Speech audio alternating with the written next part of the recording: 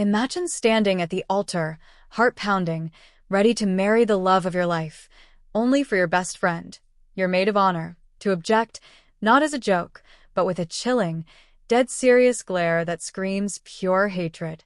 And then, she drops a bombshell so vile, so utterly soul-crushing, that it shatters your entire world right there, in front of everyone you love. This isn't some made-up drama. This was my wedding day. It all started innocently enough.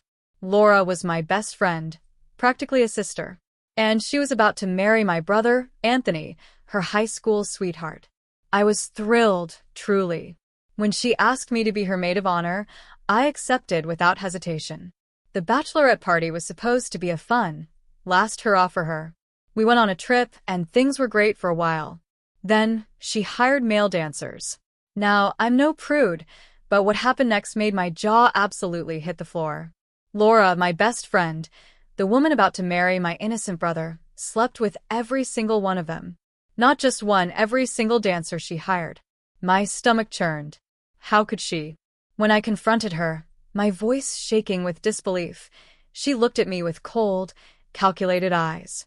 She said if I dared breathe a word to Anthony, she'd expose my past as an adult entertainer to my conservative boyfriend, Todd. My blood ran cold. My secret, something I was planning to share with Todd on my own terms, weaponized against me. I was trapped.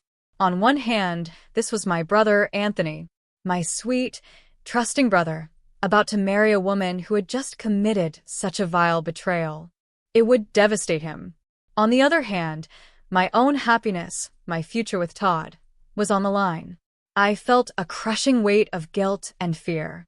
When we got back from the trip, Anthony met us, eager to hear all about it. I looked at Laura, searching for even a flicker of remorse, a hint of shame. Nothing. Not a single ounce. She just smiled, talked about how relaxing it was, how much fun she had, how she really needed that time. My brother, completely oblivious, just beamed at her, so happy she'd enjoyed herself. My heart ached for him. The next week, Laura and I were deep in wedding planning. She was talking about decorations, seating charts, but I wasn't really listening. All I could see were flashes of those men, going into her room. The guilt was eating me alive.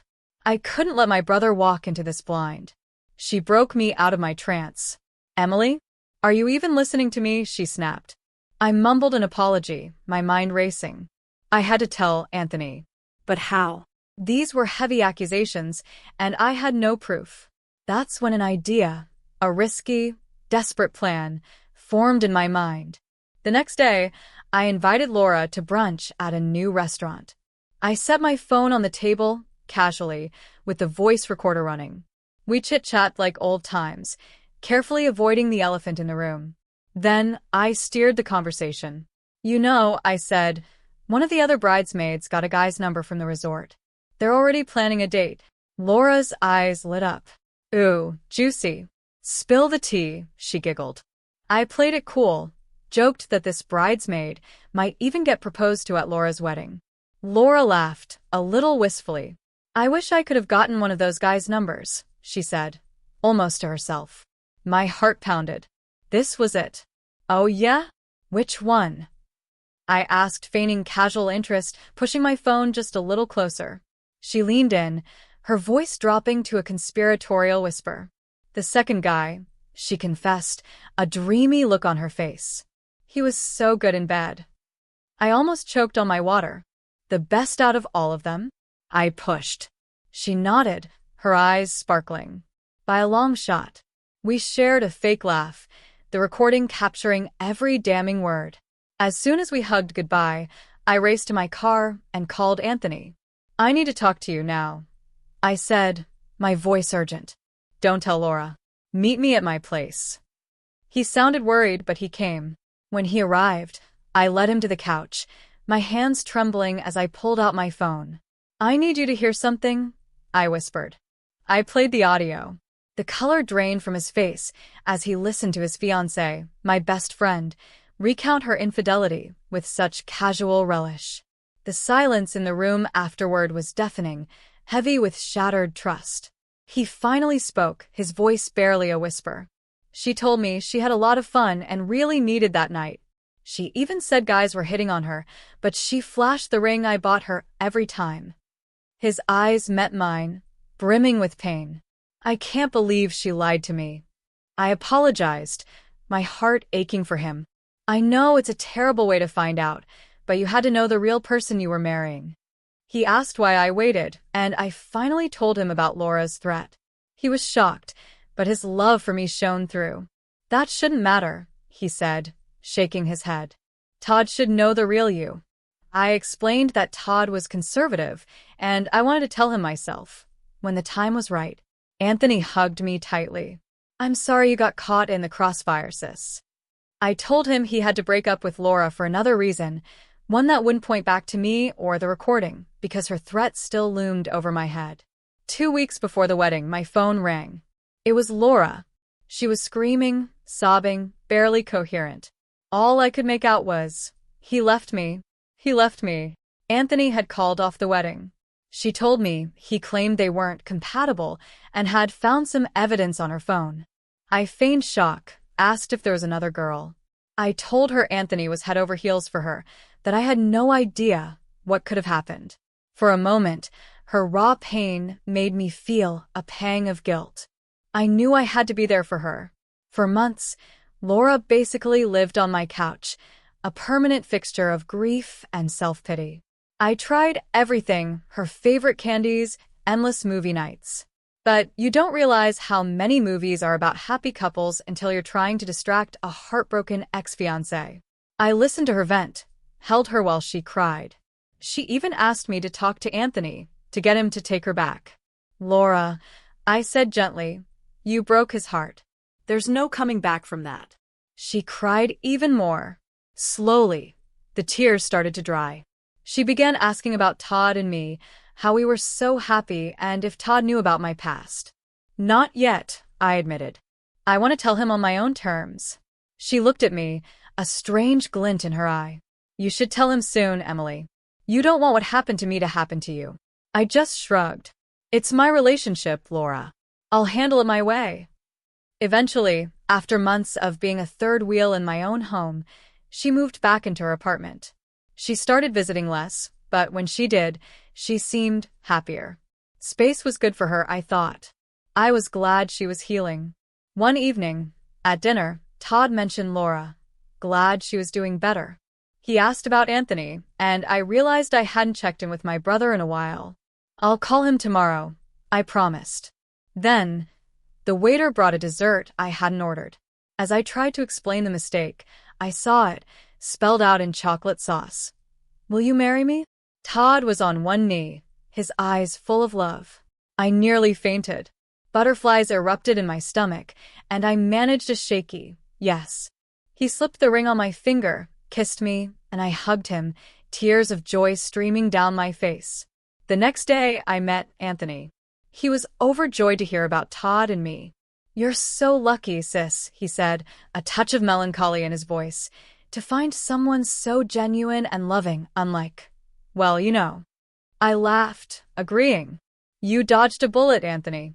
If it weren't for me, you'd be stuck with a liar. He grinned. My big sister always looks out for me. You were a genius for recording her. I would have been blinded by love if I hadn't heard it myself. It felt good to hear him say that.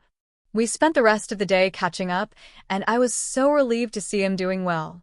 The next few months were a blur of wedding planning. I was hesitant to ask Laura to be my maid of honor, given what had happened to her wedding. But she was my best friend, and I felt I had to. When I asked, she shrieked with delight. Yes. I was genuinely happy. She was still excited for me. We dove into decorations, venues, cakes. This was it, my wedding. I daydreamed about marrying Todd, and it was coming so fast. One Saturday, Laura and I went back to that same restaurant for lunch. The food was so good, I had to come back, she exclaimed. When I arrived, she had a gift for me, a cartoon drawing of Todd and me, with exaggerated features, like a fairground sketch. My cartoon had a huge mouth, and I laughed. Where did you get this? I asked. The fair hasn't been here in months. She just smiled. I know a guy. They're so accurate, right? I agreed, playing along. She said we had to frame it and hang it above our bed. I just said, it'll go somewhere for sure. Over our delicious meal, Laura asked if I was nervous. A little, I confessed. I still haven't told Todd about my past, and I just hope it won't make a big difference. Laura paused, then looked me dead in the eye. It shouldn't, she said, her voice surprisingly firm, if he really loves you for who you are. I nodded, agreeing with her words, if not her unsettling tone. We finished our lunch, totally unaware of the storm gathering on the horizon. Then my wedding day arrived. Soft music filled the air as I prepared to walk down the aisle. Laura, my maid of honor, stood beside me, adjusting my veil. I saw the smiling faces of our family and friends, a joyous blur. Nervous, but so happy. The officiant began. If anyone objects to this union, he paused, speak now or forever hold your peace. A voice, shockingly familiar, sliced through the quiet. Me. I actually laughed, thinking it was a silly joke, maybe one of my cousins. But then I turned around. It was Laura, and her face was not smiling. I'm serious, she declared, her voice cold as ice. The crowd gasped. I stared at her, my heart plummeting. Laura, what are you doing? I choked out, a frantic, desperate denial already forming in my throat. I know you're the one who broke up me and Anthony's wedding, she screamed, her eyes blazing with fury. I stood there, stunned, my face burning, sweat prickling under my arms. What are you talking about? I stammered, still trying to deny, to understand. I bugged Anthony's house after the wedding was called off, she shrieked, her voice echoing through the stunned silence. I wanted to see if there was another girl, but the only girl I had to worry about was you. My best friend. She whirled, looking at Todd, who now stared at me with pure disgust.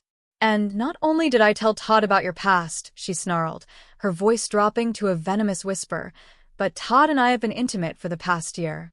This was our plan all along. We're going to be together now. My world imploded. The air left my lungs. She ran to Todd, grabbed his face, and kissed him deeply, passionately, right there in front of everyone. If anyone is getting married today, she announced to the horrified crowd, it's going to be me. Chaos erupted. Gasps, murmurs, absolute pandemonium.